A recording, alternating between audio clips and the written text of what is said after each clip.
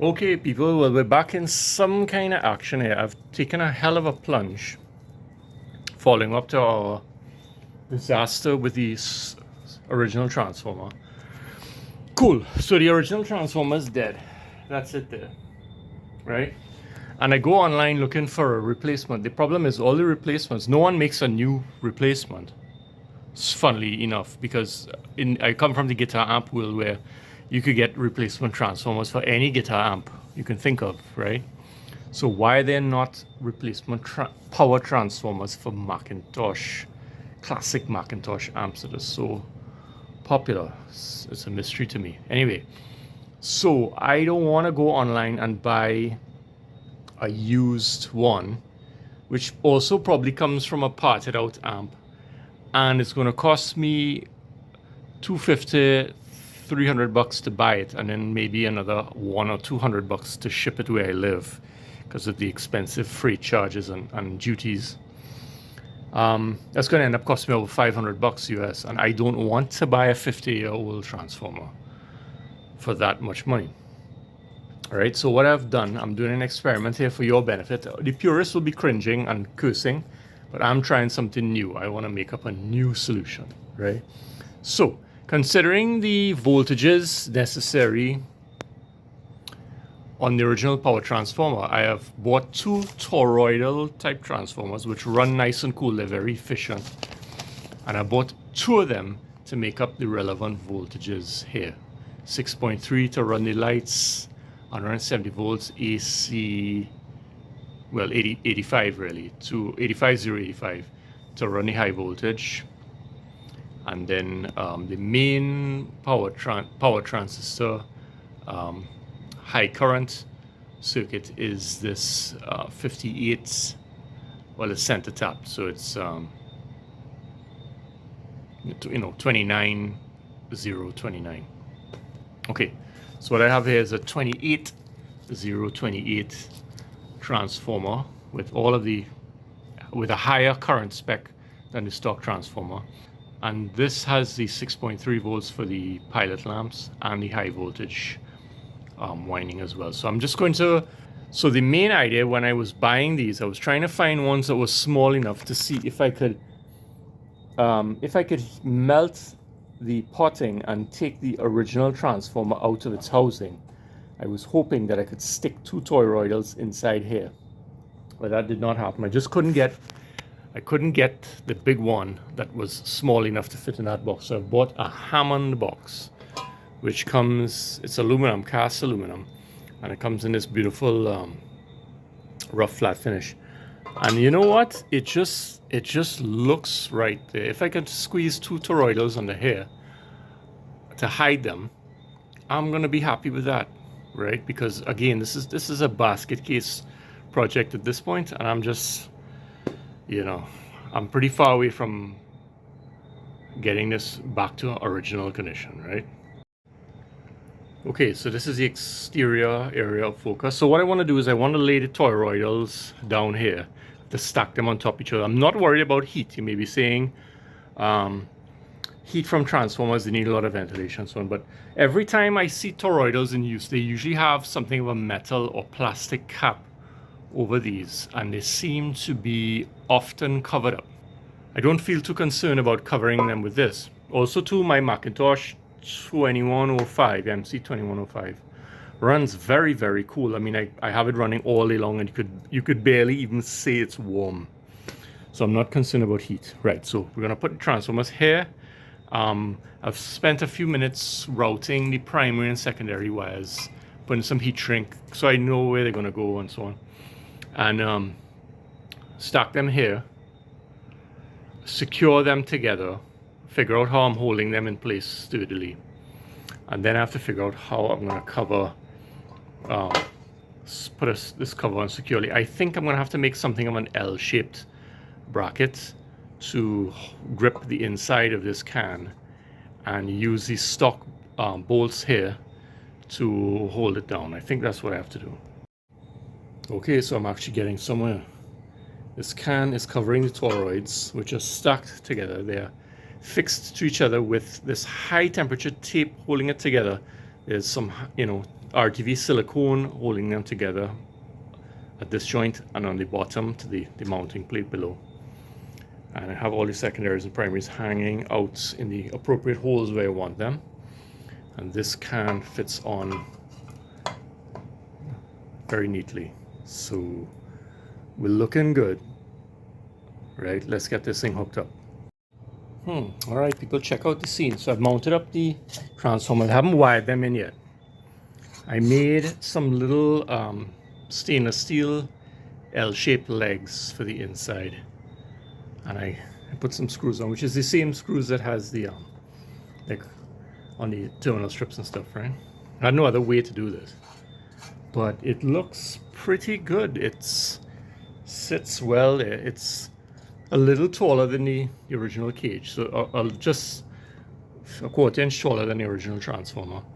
But these caps, remember, I put on a taller than the stock ones, so they're actually shorter than those caps. So that looks cool.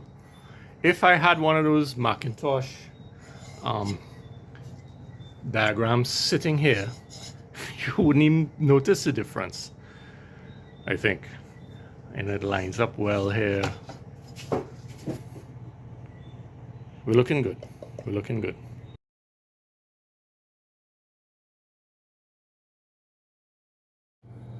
Okay, so I've done all my wiring up of those power transformers. All the kind of fresh vinyl wire here is new.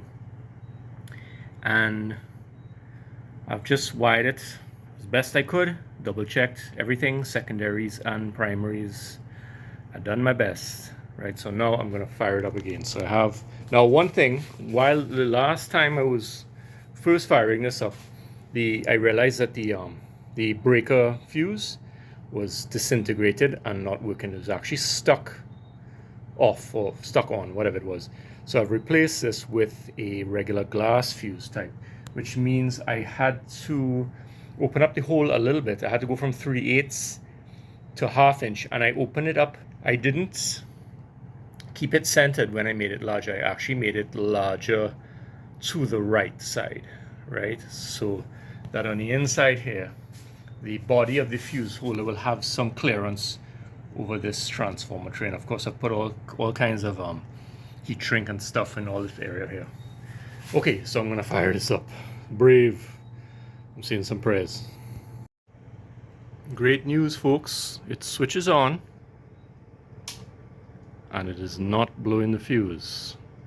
So what I'm immediately going to do is check all the secondary voltages inside against the schematic.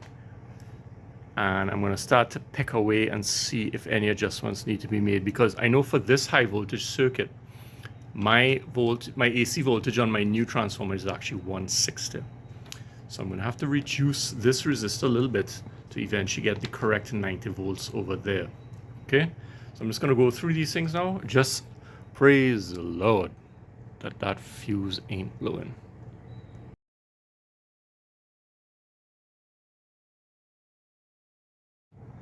Okay, so I've been working with this section here, which is the power supply breakdown to get to the 90 volts and 82 volts there.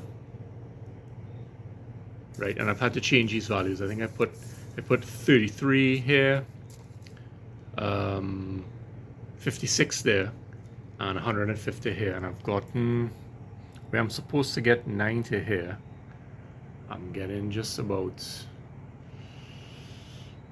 well, most of the time I measure it, I get 89, right? And then the next one, I'm supposed to have 82 here. I'm getting 82, so I'm happy with that, right? So I'm going to keep poking through the rest, the more downstream voltage measurements to make sure the voltages are getting where they're supposed to go.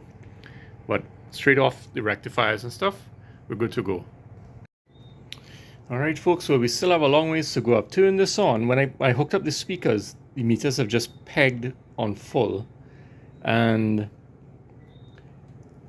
when I measure voltages on the input board, I'm getting pure nonsense.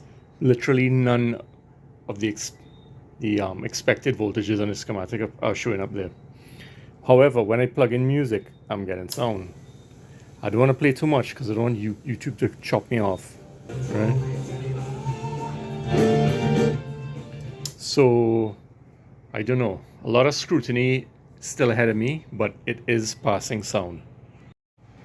Okay, so I've started again fresh this morning to figure out what was wrong. We're getting signal through, but a high noise floor and maybe low volume, and then the meters were pegging all the way to full blast. Okay, so I look through, and of course I start to check my transistor layout, and it turns out that I put all of the NPN transistors the wrong way around. Naughty boy, right? I got the PNPs right, but some reason I flipped around the NPNs.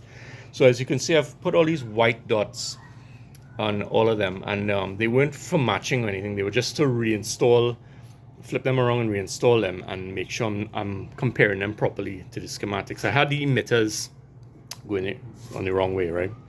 So right, so I'm gonna fire it up again now. I did swap the first one in the meter section and tested that, and that seemed to fix the meter, so I'm hoping that everything is up and running now, and that's correct. Now, these are generic transistors that came with the kit I bought. As you know, I started off with a kit for capacitors, and it came with these transistors. But I did reorder proper replacements for these, which I mean, I'll put them up in the text. I can't remember all the numbers, right?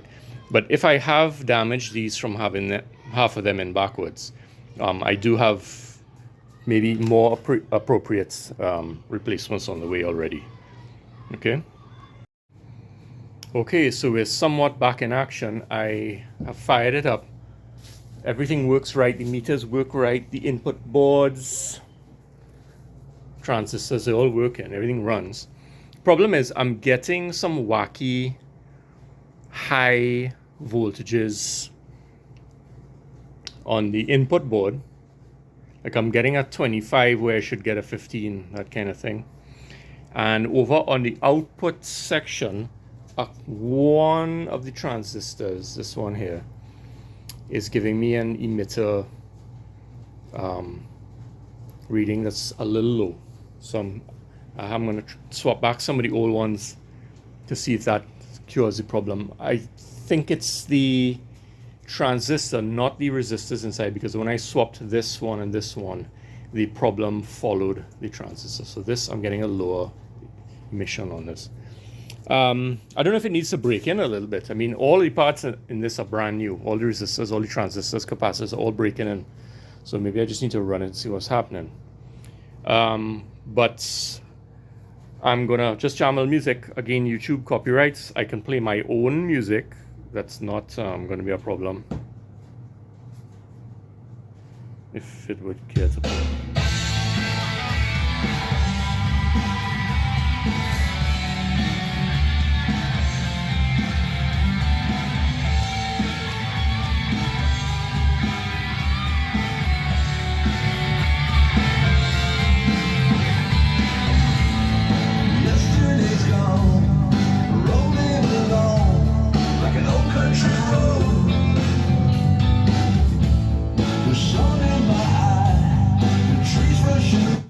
These speakers in here are terrible. They're highs and mids are kind of dead.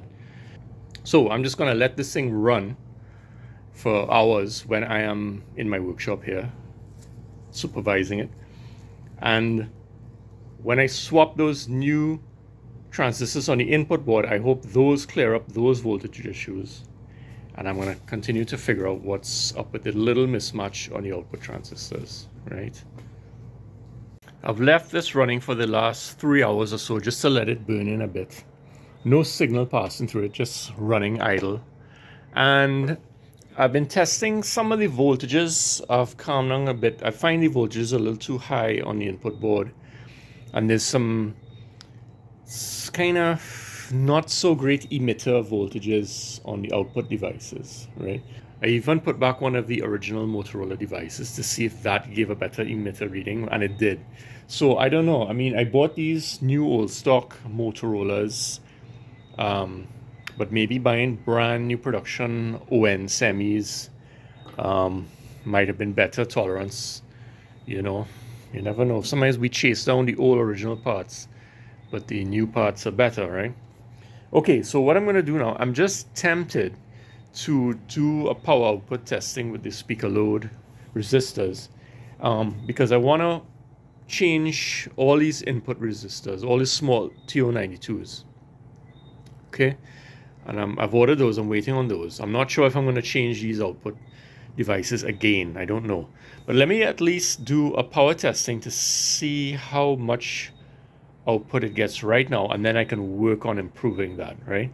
Now, this is an amp rated for 50 watts per channel, but it is well known that these can do 70 watts per channel, especially this version. There were really two versions of the 2505. There's on the back, if my printing hadn't rubbed off, it would say 2505-2, and that's the mid 70s, late 70s version, right?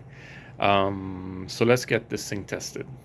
Okay, I've gone through my whole test routine, which may be a bit lo-fi for all you real electronics guys. I have an old phone with a function generator putting out a 1K sine wave, and that's going into this DJ preamp, which boosts up and controls volume, because going straight from that phone into this amp is not enough juice to max out the sine wave, right? So this is our preamp in between. I'm going straight into this, and we've got our Handtech digital scope hooked up to the 8 ohm per channel resistor load there. Okay, so cranking up here, right? So I get up to, looking right here, I'm getting just over 20 volts RMS when the upper yellow wave squares off. Actually, it's a little more. What would you say? Yeah, 21 and a half. Right? I would say, right. Let's say 21. Nah, I'm gonna say 21 and a half. Let's work with 21. Let's work with 21. Let's calculate that and see what we get. Okay, so over here we take the RMS voltage reading, 21. We square that, get 441. Divide that by the speaker load for each channel, and we've got 55 and an eighth watts per channel. Not bad for a 50-year-old amp that's just been totally rebuilt power transformer that has nothing to do with the original, and random resistors, and random transistors that are not really matched to each other in any way and seem to be kind of wacky, right? So this, we've already exceeded the factory ratings with this setup here. However, we all know, if you read about these things, some people claim that these could go up to 70 watts per channel, right? So even though this is nice and clean and bright and healthy beyond its rated power, I still think if I replace those input transistors to a more proper type, and I maybe swap a few of the larger output devices to get them a bit matched in their behavior, we can get even more juice out of this. So let's consider this a preliminary test. However, we've already passed the factory rating, so we're doing very well.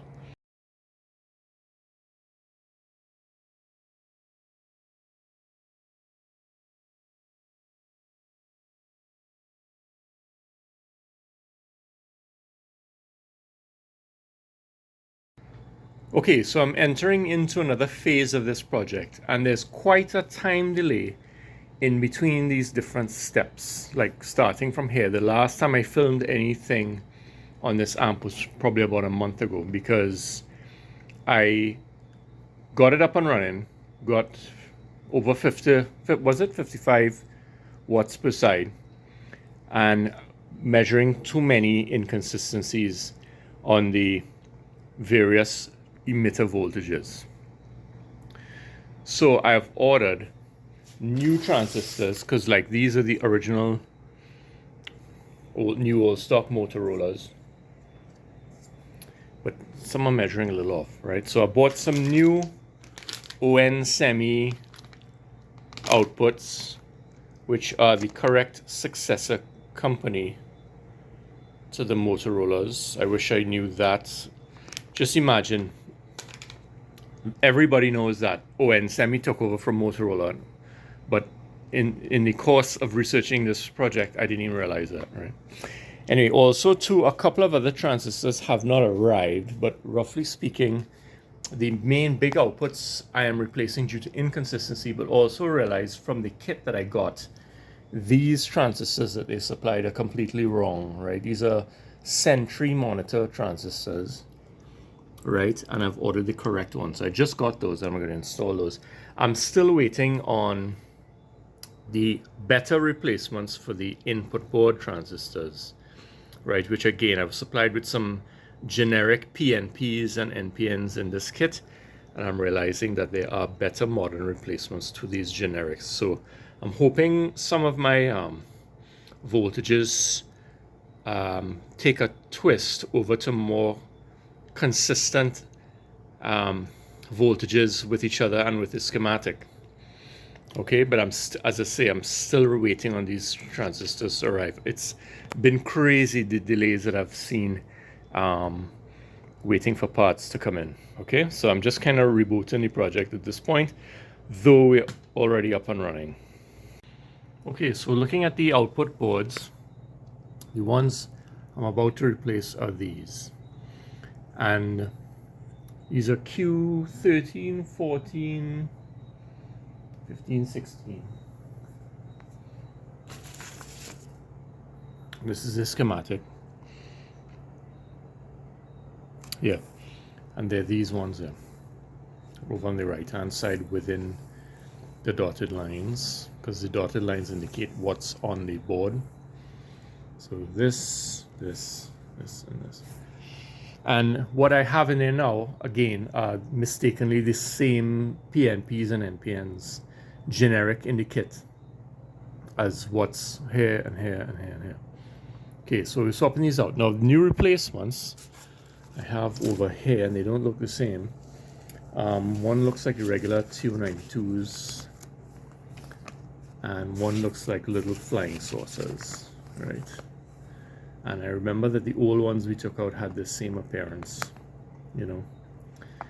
Okay, so let me just look online. What I like to do is just go on the transistor itself and mark the pinout, mark off which one is the emitter, so that I can set it up correspondingly in the correct place on the diagrams, right? I don't like mixing that up. I mix them up before, as we saw.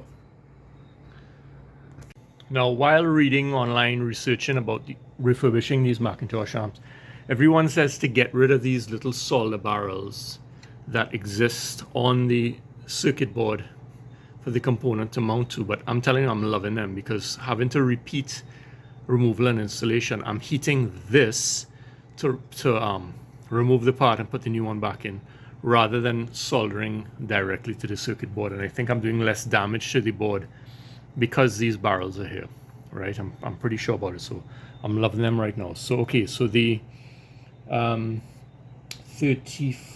what's the number? Keep mixing up these numbers. 3645 goes below here, and I've checked that the emitter is in the right place, the base is in the right place, and I'm going to poke in the little flying saucer 3569s next. So it's going well. As I say, I'm loving these little solder tubes, despite everyone saying the opposite. Okay, I'm moving across to the main large output devices. A little confusion though. So I got old stock Motorola devices, all of them. And again, they're not matching so well at the emitter voltages. So I bought 4 new production ones, which are supposed to be the ON semis. But look, among them was included another with the old Motorola logo. So I kind of thought I was getting a brand new match set, but this may be a bit mismatched. So I don't know, we're gonna have to be playing around a little bit, maybe if the emitter voltages don't exactly match. I guess if that's the case, I will be swapping them around to try and get a match. But I thought starting off with these 4 brand new would be the best way to start. Okay, so I've taken out these new old ones. Well, I bought 4 new old, I don't know how old they are, but Motorola's. This is actually one from the first, this is one of the original ones from the amp, because I was trying to see if this matched better than the one of them that was reading a bit low. Okay, so we have the newer ones in, and we've got our, what do you call it, Sentry monitor transistors in, and everything is as before. So let's fire it up now and see if we get closer to those 70 watts that these things supposedly should be able to do, right? If we don't quite get it, maybe the last little hurdle might be these transistors being off from what they should be and not driving it as hard as it can go. But let's just see what happens for now. Okay, so our calculation is 21.5 squared, and that's 462 and a quarter. Divide by 8, we get 57.78. So let's call it 58. 58 watts per channel. Now that's pretty good for a 50 watt per channel amp, but it's not quite the full jam now, is it? Right? It's not. So again, we got a little improvement by changing output transistors and these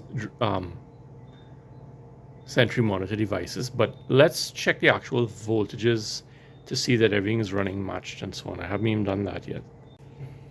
Okay, so I'm getting some low voltages here. The supply voltage is okay.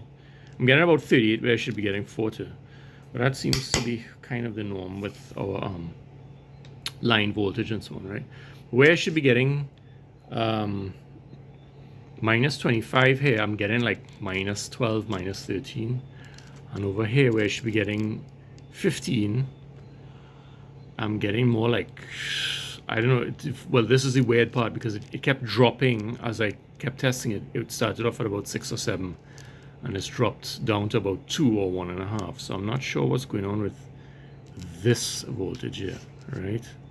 So I'm going to continue testing. I'm not sure what errors may be the result of these transistors being wrong. I mean, this is the correct one. These are now correct. Is these being wrong giving me a lower drive voltage? I'm not that knowledgeable. One good thing though is that they seem, everything I've measured, even though they're on the low side, they are well matched from channel to channel, right? So whatever I've just done with changing the larger output devices seems to have balanced the channels to each other, even though everything's a bit low. So maybe it's downstream here. Maybe that's my problem with those driver transistors. Okay, let's go through a little quick. Now we know maybe from line voltage, but also to remember we've changed power transformer. Okay, so we may have our voltages a little lower than we should be. But if we look here at this A-class transistor here, I'm getting way low voltage, like this minus. First of all, I don't even know where this voltage is coming from, but okay, so we have minus 40 coming in here, and we're getting 40, minus 42, minus 43. When I measure on this, I'm getting lower voltages. I'm getting like 37 and 36, where it should be 42 and 43. So let's have a look at that. We look at the power supply. This is being fed by this branch here, right, through this resistor, and this is a bit low. Maybe I could reduce this resistor and bump this up a volt or two in relation to this. I'm not quite sure. Well, folks, I just continued to scrutinize voltages, and I'm just not really getting anything too crazy, especially on the outputs. Pretty much everything kind of checks out. The only thing is this, again, this minus 25, I'm getting about minus 12, you know.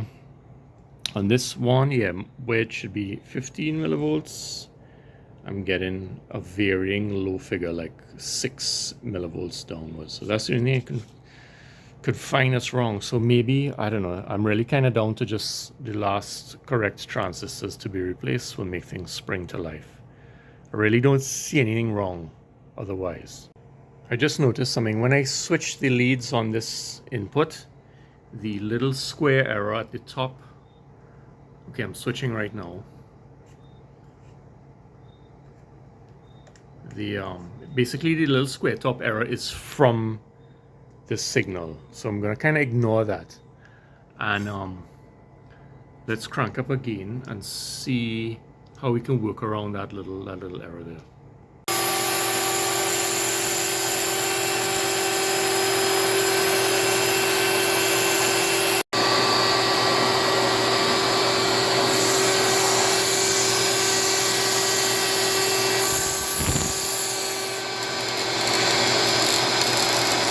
Bought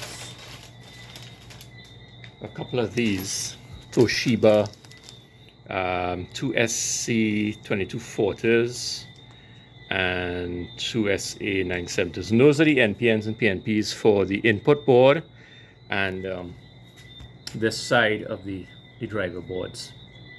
Okay, so I haven't done that. I haven't done a retest yet or even a listen. I just swapped those, but now I'm moving over to the probably biggest experimental part of this project, which is the faceplate. Now I had the glass faceplate here, which you've seen.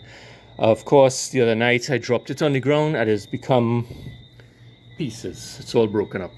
So anyways, prior to that, good news is that I took extensive measurements of that original faceplate and looked at pictures of original faceplates online, and I have managed to draw on my new CNC machine. I got this late last year and I've been learning to use it. So for this, I've drawn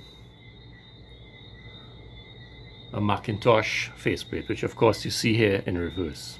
All right, and here I've laid down some plexiglass paneling, and I've started cutting rectangles here into which I intend to engrave these letters and the cutouts for the controls and so on. So this is purely experimental. I've gone way too over budget personally on this project, and I do not want to spend, you know, over 200, probably it'll end up being like $300 US for a glass faceplate, which could get broken on the way to being shipped to me.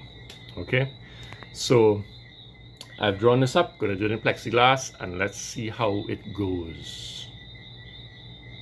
Okay, so what I've done here, I have cut the perimeter of this panel onto here already, and I have left in place the original masking, which will be these two squares. I'm kind of doing it upside down just because the way the masking was good in this area on this panel. Okay, so now all I have to do is just take some regular black spray paint, and I'm spray painting the whole thing, and leaving of course these two squares masked off. And the next thing we're going to be doing is taking a very fine bit and engraving the text through the black paint, right? And that is the method to get that lettering on there that will show up nicely when it has backlighting illumination. Okay, so now we have that painted back layer to engrave through. So I'm going to do the setup and just let it run. Let's see how it goes.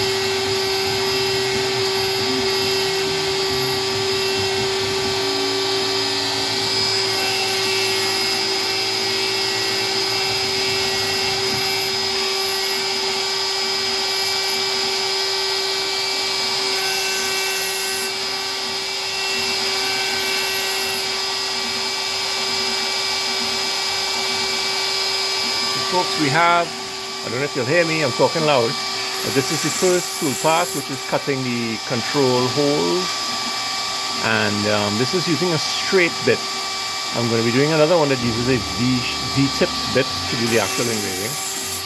Oh no, I could see the plastic is bouncing up and down a bit, so I'm going to have to re-secure it before starting the next procedure, but this is just the first part of the whole thing.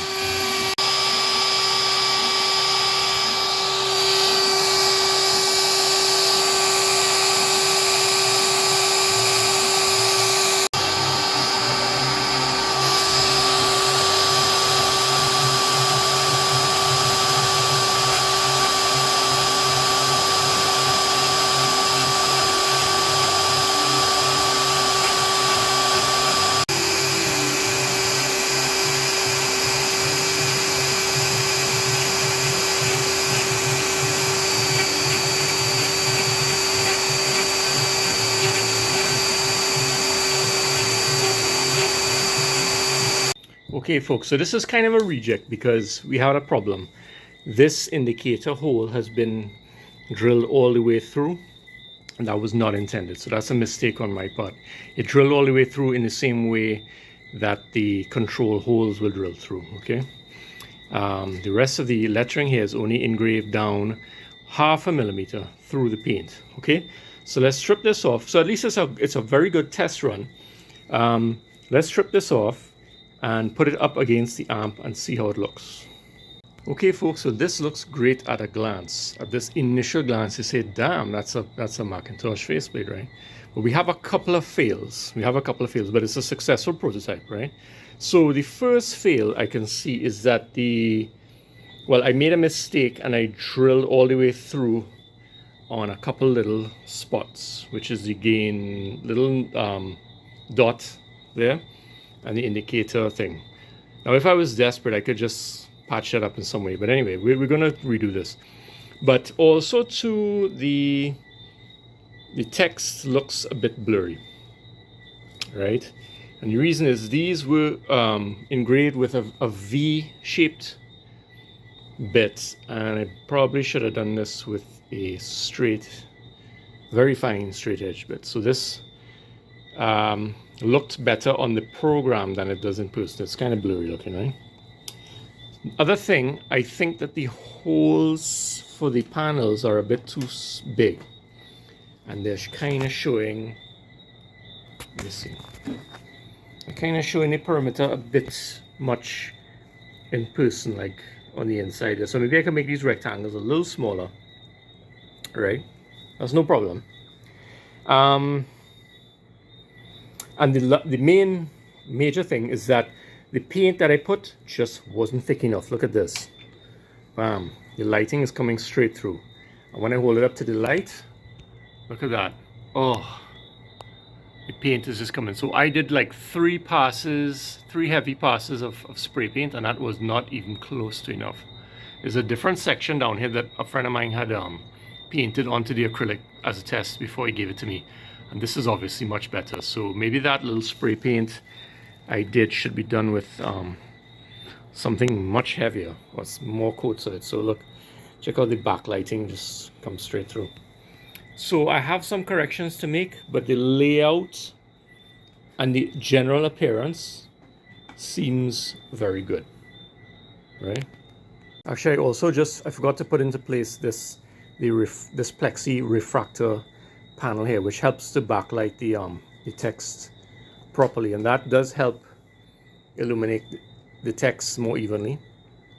But again, there's too much shine through of the black paint itself. So this part, which has the extra heavy black paint, like from this line on downward, looks correct, but up here it's just shining right through. So we have some work ahead still, but a pretty great prototype. All right, so we've done our prototype before, and this is the second attempt to do this panel, right? My biggest headache was just getting the damn backmasking going, and also to figuring out the correct depth of the engraving bit to do good lettering. This is a test piece I just did earlier, and you can see the McIntosh logo looks great.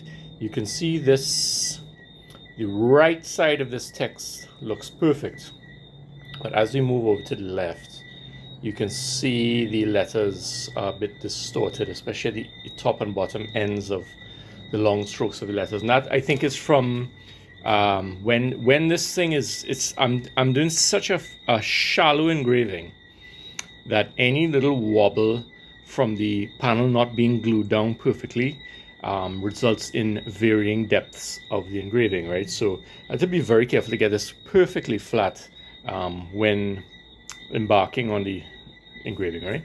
So I'm going to peel it off of here, and I'm going to peel off the different masked areas, and let's get into setting up this faceplate to be installed. Okay, so let's compare the two. It's not perfect, but it's not bad. This first one was a mess because the black backmasking was terribly inadequate. I had a rattle can spray that was so terrible. It was a flat black rattle can spray, Krylon, and I didn't realize how maybe flat blacks don't have a lot of pigment in them, because I put a lot of layers, and it was very transparent. And this one too, I put a lot of layers of that Krylon on, and it was very transparent.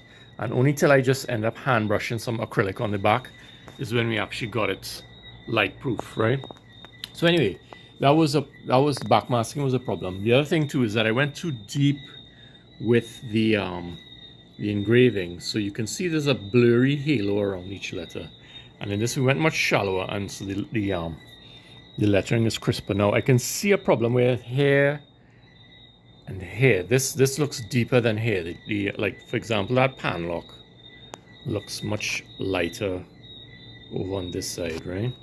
And these letters look a little thinner than these, right? So, but for the purpose of our YouTube video here, I'm gonna go ahead with this one, because I can't be sitting here doing, you know, a half dozen trial ones to get it right. This is a nice, certainly the graphics are correct, and the layout is correct for a plexiglass reproduction. Cool. So I'm gonna do a few things. I have to put the red behind this indicator here. And I think what I'm gonna do is put a little wood glue, which is, you know, white and translucent, behind all the lettering here, as part of catching the refracted light that's going to be present in the back of this panel. Because the glass original ones, like my 2105, there's the lettering was like a green stick-on layer behind the lettering being etched out of the paint. Now it's a catch light, so I need to catch light into here. Even it may not really be super necessary, but I think it might give some uniformity to the lettering. So I'm going to go ahead and do that until I fit it up to the amp. Okay, so having set up the panel, I'm kind of rushing ahead and putting back in place, cleaning and putting back in place all of the plastic pieces, which are the meter illumination prisms here, this blue panel. You'll notice on this one, you may notice in person it's very noticeable. This side is a little darker than this one. The white paint on the meter itself has gone a bit dark, sort of like an old piece of paper where it starts to get yellow. This one is just duller than this one. Right, so the thing is, I put in some bulbs, both incandescent and LEDs, and I'm not really happy with how much illumination I'm getting here. But I definitely got more in the 2105 project. So I'm not gonna go through all of that with this video. I'm not gonna stall any further while I get new LEDs, right? So I'm just gonna set these up my best and move forward onto the faceplate. I think we've come pretty far. Let's just do a little walk around, right? Compared to how I got this thing with the rust and the chrome just dead, and I mean nothing working, right? We have come pretty far. Okay, so what's different to stock? The power transformer was a rebuild. I refused to buy, you know, 60-year-old or whatever, 50-year-old used one. Okay, and I refused to pay $300 plus for a glass faceplate. I'm telling you what, earlier tonight I actually dropped this on the floor. So if I had a glass one, I would have broken it, right? So that's how things going. But I think I did a good job. I hope it sounds good after all of this effort.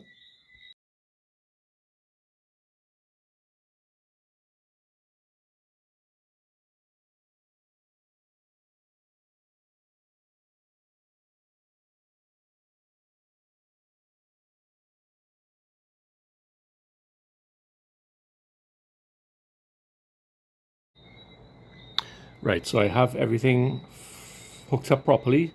Switch our speakers on and we have our clean 1 kilohertz per channel signal coming in.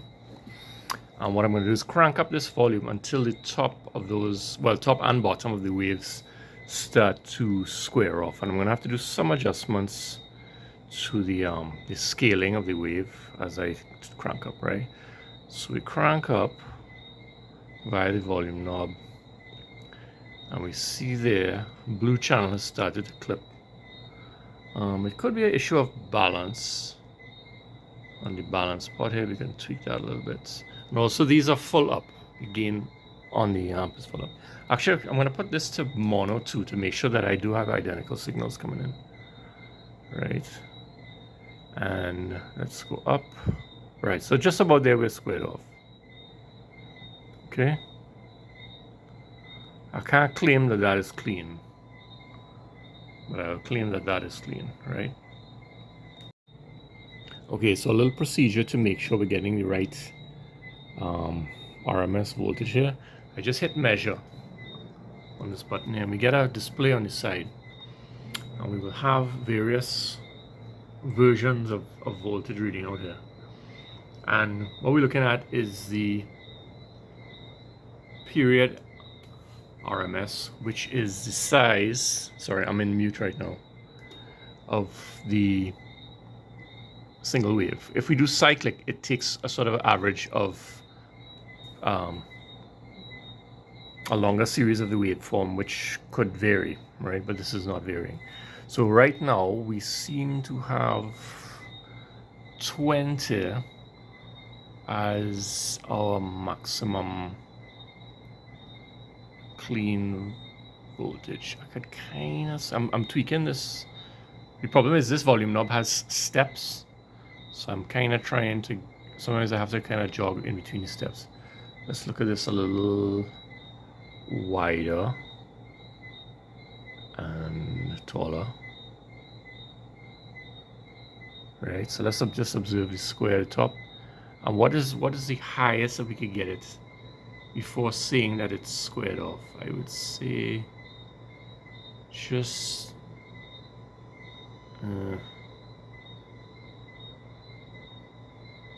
there, okay?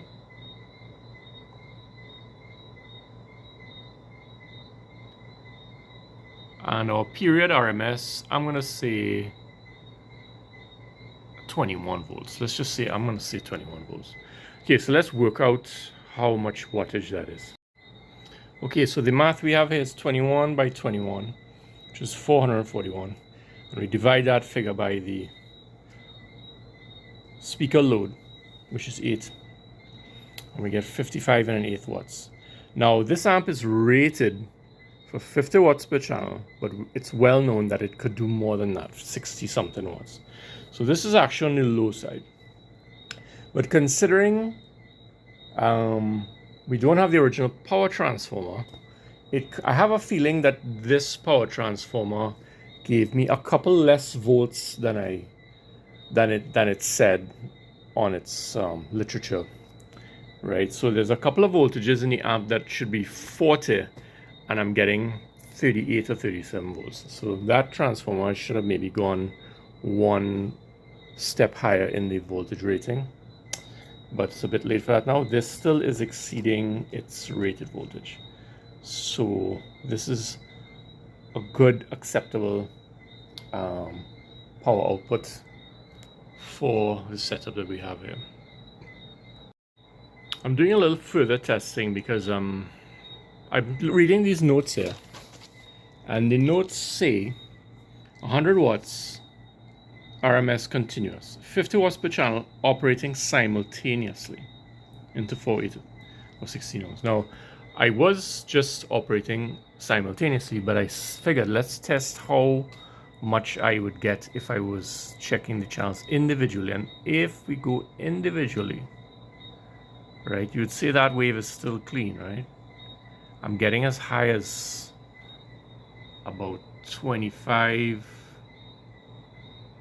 Can I? Yeah, I'm about just about 25 RMS as it starts to distort. So let's work out the 25. That's individual.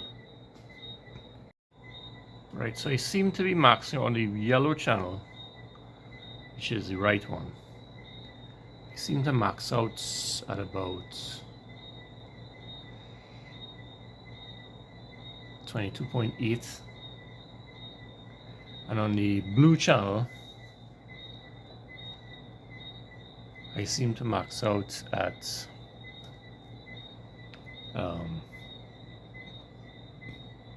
about 23.2. So yeah, that's actually hitting into the 60s. That's over 67, over 65 watts on each side. So pity I don't get the full 60 something when it's simultaneous, but at least it's capable in that way. Okay, so the next thing on this service manual, the meters, they show that meters calibrated to read plus 3 dB when amplifier produces rated outputs. Okay, meter range such increases, blah blah blah blah blah. Okay, so here on our meters, we want the needle plus 3, right? So that's pegged where it is now. When it's actually at 50.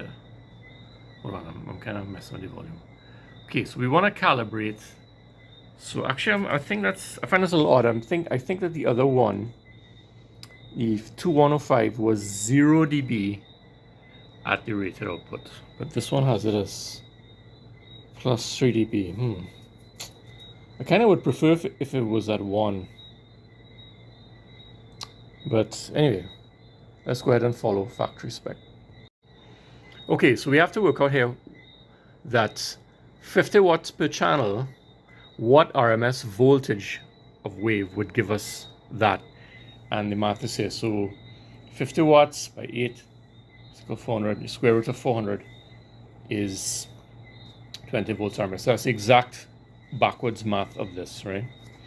Okay, so basically we will crank the amp up until each wave is perfectly measuring 20 volts RMS on the period RMS.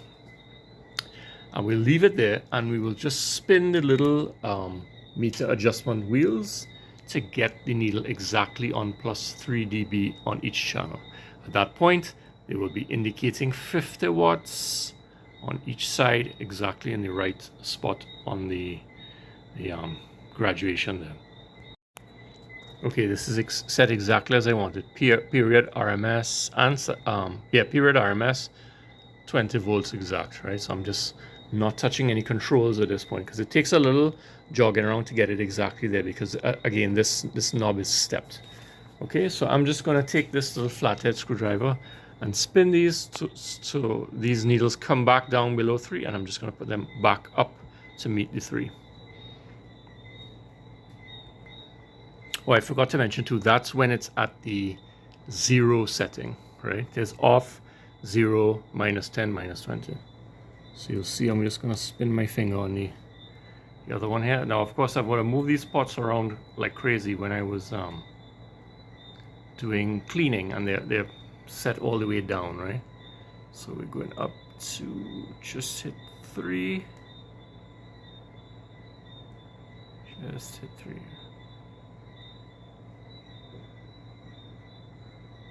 Hold on. Yeah, it's a little fiddly. Again, I'm just rolling my finger on the right.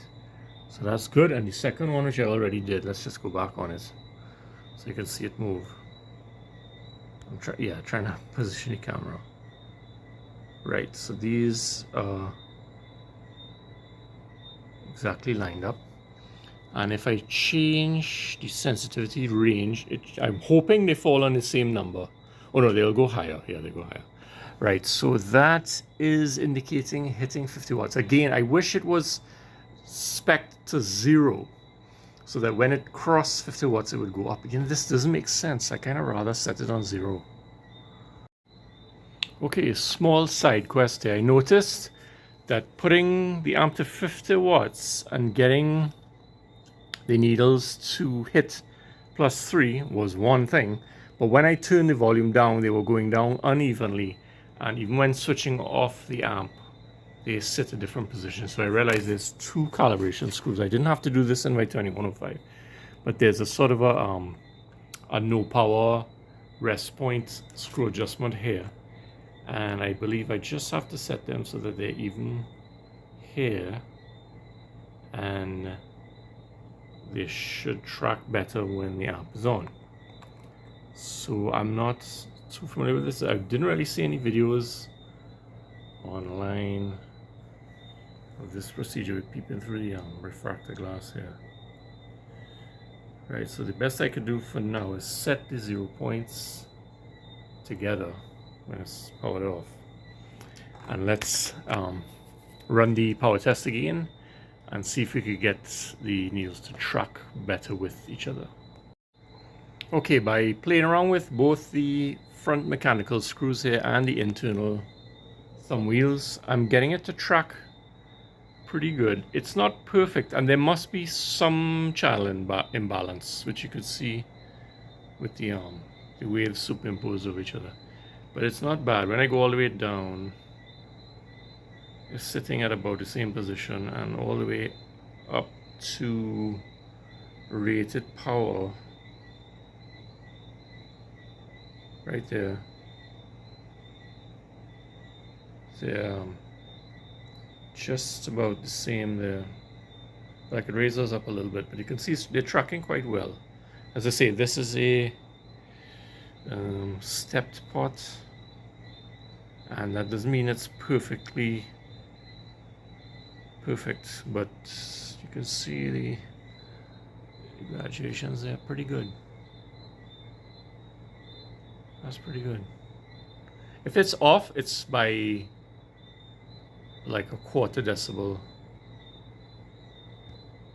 you know, not bad. That's acceptable. Now this panel here is the easiest one to remove to access the meter bulb lighting and the meter calibration adjustments. So I just realized I could put some reflective aluminum tape on the inside here, which should put a lot more light into this prism here and hopefully get it nice and bright. I do intend to come back and put some bright white LEDs here, but again, not in this video. I don't have time for that anymore. But that's just a mod for general meter brightness. Wow, that really did help actually. I mean, I know it's not really bright, but in person, even with the those dim bulbs, that little aluminum tape mod made quite an impact in person. Okay, so here we have a final wrap-up video of the 2505. Here we see it with the old school. I didn't do the lighting upgrades.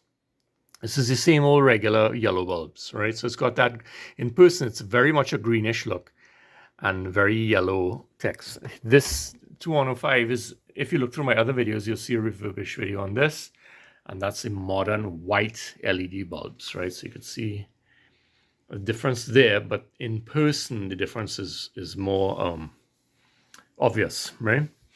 Okay, so I've been jamming these. I've been jamming this amp with my various speakers here.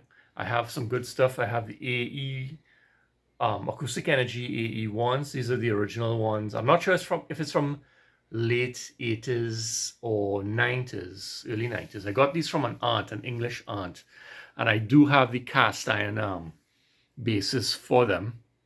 But just the way I'm kind of putting stuff in this room, I don't really have the ability to position them properly on the cast iron bases. And then I have some everyone's favorite Pioneer HPM 100s.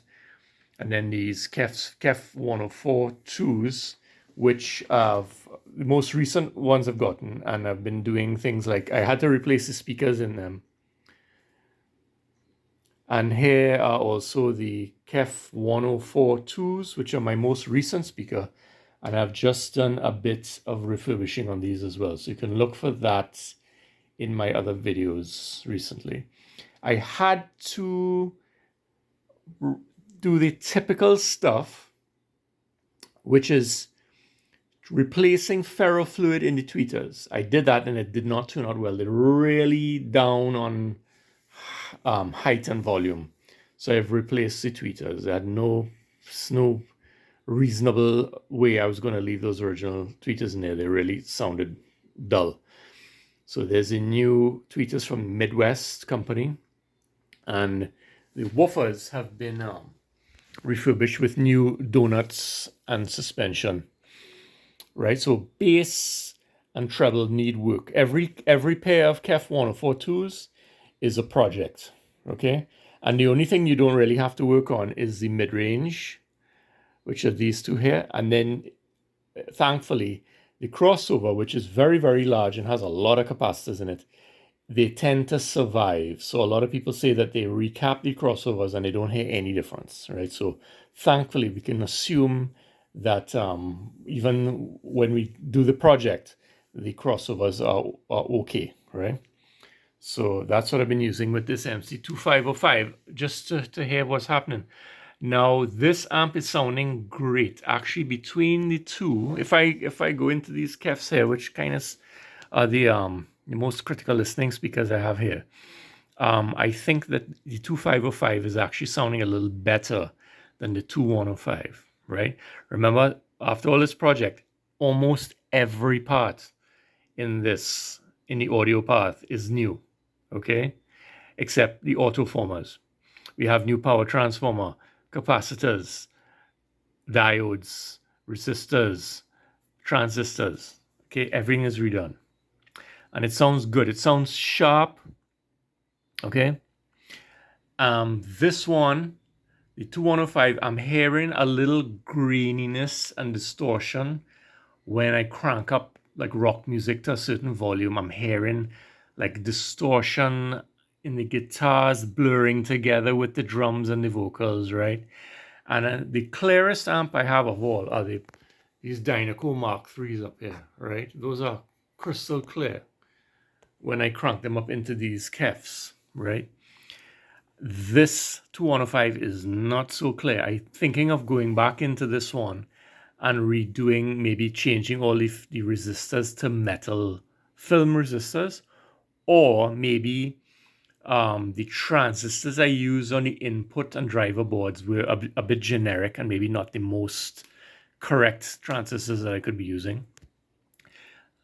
I mean, it's hard to say what's wrong, because when I did oscilloscope power testing, I got full, whatever it was, 120, 125 watts per channel, clean. So what is it that I'm hearing? Why am I hearing a grainy sound in certain types of music at certain volumes, right? So some revision is there. This is sounding good. Better than that. Not as good as the Mark IIIs, but it does sound more powerful. It's a kind of harder hitting, up and running kind of sound compared to the Mark IIIs. The Mark IIIs are probably struggling to put out the 60 watts, and these are putting out, actually they're probably putting out the same amount of power. But it is a very sort of punchy, immediate type of sound. So anyway, this project has been a success. On the subject of the faceplate, because remember, this is the plexiglass faceplate now. I didn't get it so right. When I have it illuminated like this, I can see flaws on the edges of some of the lettering. I mean, come on, it's looking pretty good, right? But it's not perfect. And what I'm going to have to blame is maybe the black paint, because the black paint that I used to backmask the plexiglass was so transparent all the time. I had to put many coats of black. And I think that when I engraved through the black in to do the text, some of it might have been sort of thick paint that got dragged and chipped a bit by the engraving route a bit, right? So who knows? Someone may never know this is a repro faceplate unless I told them. But it didn't come out perfect, okay? That is perfect. The original glass one on a 2105. But it's pretty damn nice looking, let me tell you. Okay, so that's the conclusion of that project. I hope you enjoyed and I hope you learned some stuff. I learned a whole lot. As I said at the very beginning, investing in this was a master class in rebuilding a McIntosh because so much research and learning was needed. All in, I never really discussed money in the other projects and at other times this project, but all in, I'm actually about $1,000 US into this project, including buying it and all of the parts that I bought, right? And keep in mind too that about 30 or 40% of those parts of the money I spent was spent just on taxes and import duties, right? So I'm spending more money than a person in the US would have spent on parts, but again, I'm all in for $1,000 for that. That's not bad, right? So let me crank my music up and get back to some nice listening. Okay, YouTube folks, thanks for watching.